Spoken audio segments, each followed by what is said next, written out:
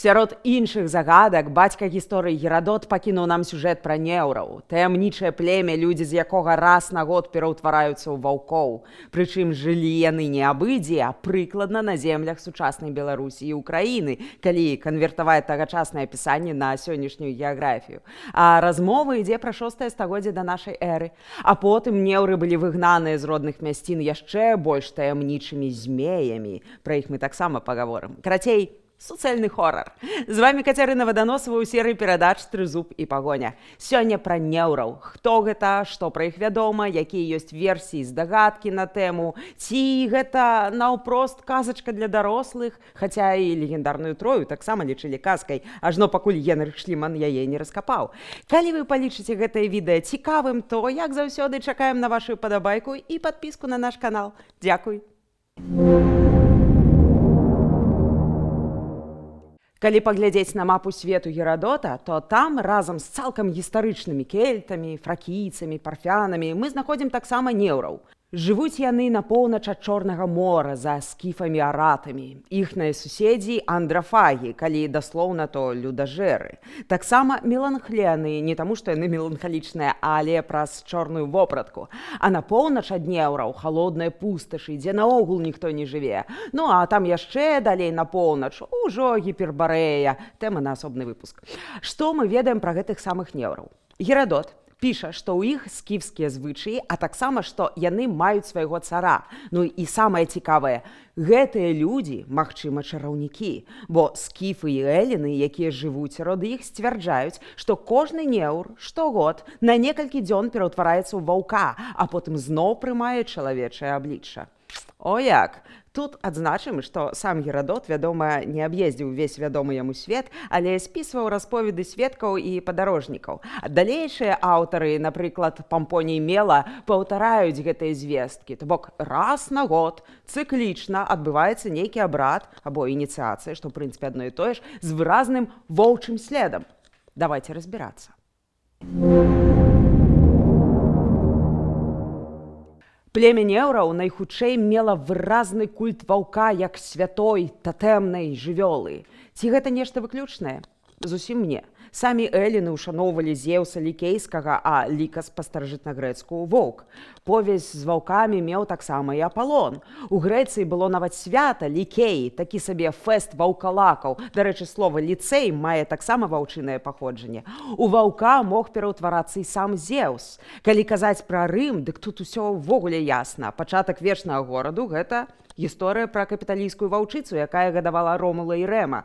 У еўрапейскай традыцыі наогул шмат усяго пра ваўкоў. Сага аб Волсунгах распавядае пра ваяроў, якія на нейкі час улазілі ў воўчыя шкуры. Насамрэч, лютыя ульфхедзіны былі баявой элітай у складзе дружынаў вікінгаў. Іх баяліся не толькі ворагі, але і ўласныя паплечнікі.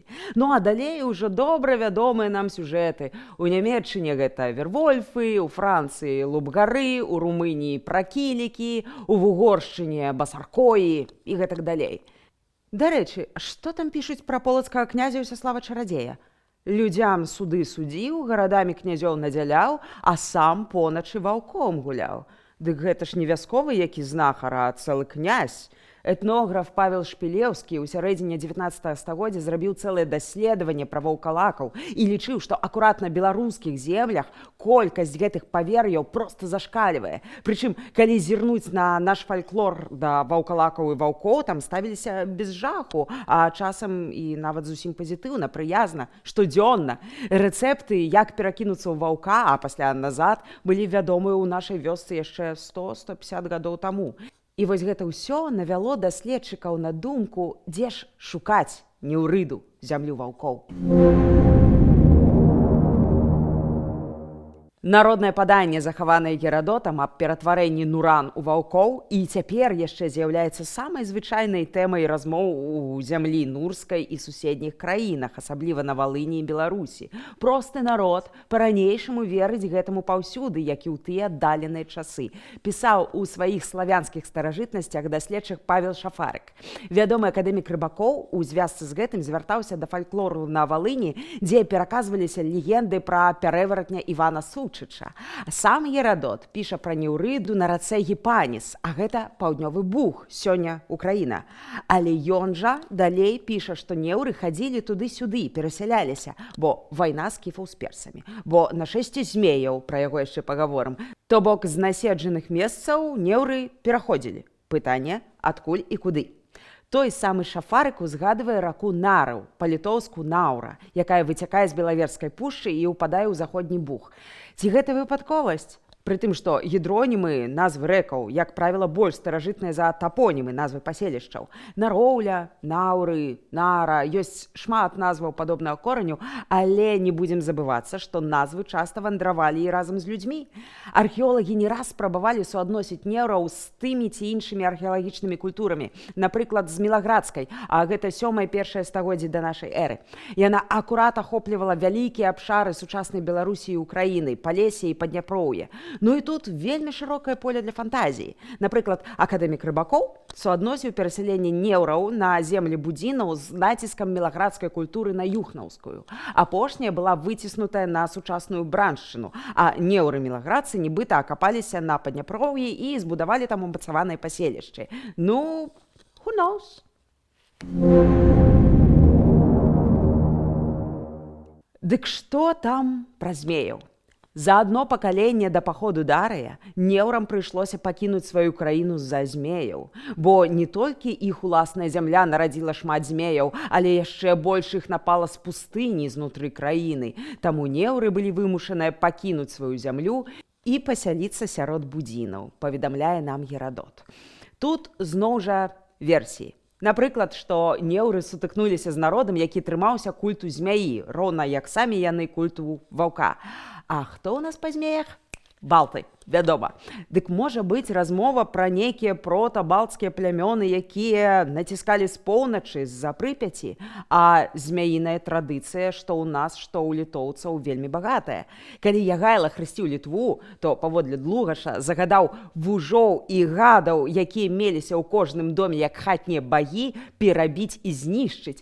У кожным доме хатнія багі. І гэта канец 14 стагоддзя, ўжо рэнесанс у Італіі.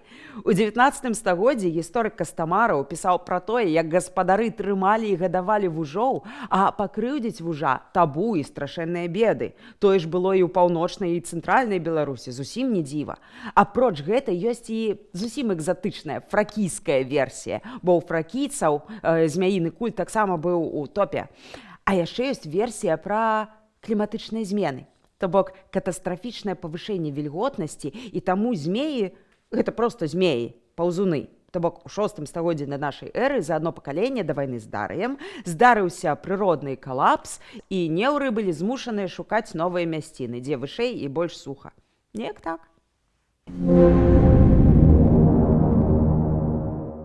Дык усё ж такі, ці варта звязваць неўраў з Беларусю? Або гэта гісторыя пра паўднёвы Буг, Валынь, Гарынь, у лепшым выпадку Палессе да Прыпяці? Гісторыкі не маюць адназначнага адказу. Роўна як няма адказу, на якой мове маглі размаўляць неўры. Ці гэта былі продкі ўсходніх славянаў, а можа тут ёсць нейкі кельцкі след, бо было ж племя Нервія сярод кельтаў, і культ ваўка там таксама фіксуецца. Адказаў на гэтыя ўсе пытанні, відаць, не было і ў самога Герадота, які паўтараў: «Я абавязаны перадаваць тое, што гавораць, але не абавязаны ўсяму верыць». Калі ж вам цікава працягнуць гэтае падарожжа з Герадотам, паразмаўляць пра андрафагаў, людажэраў ці пра легендарную гіпербарэю, ласкава просім у каментары, пішыце, і мы зробім. А на сёння мы развітваемся. Будзьма разам з сапраўднай гісторыяй. Будзьма разам з Украінай.